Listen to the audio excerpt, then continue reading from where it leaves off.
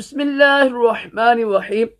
فرمان مصطفیٰ صلی اللہ تعالی علیہ وآلہ وسلم جو مجھ پر صبح و شام 10 بار درود شریف پڑھے گا بروز قیامت میری شفاعت اسے پہنچ کر رہے گی۔ صلو علی الحبیب۔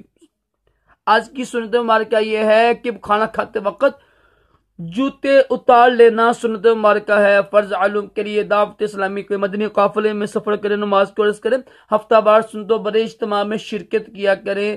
راشد عطاری خوابوں کی تعبیر لے کے پیش خدمت ہے۔ آج ہم یہ سنیں گے کہ اگر کسی نے دیکھا کہ اس کے اوپر گرم پانی ڈالا گیا ہے اور اس کو خبر ہی نہیں ہے، یعنی کسی کے اوپر گرم پانی ڈالا گیا ہے، اس کو خبر نہیں ہے کہ کس نے پھینکا ہے، کہاں سے آیا ہے، تو اس کی تعبیر یہ ہوتی ہے کہ وہ سخت بیمار ہو جائے گا، رنج و غم اٹھائے گا، مصیبت اٹھائے گا۔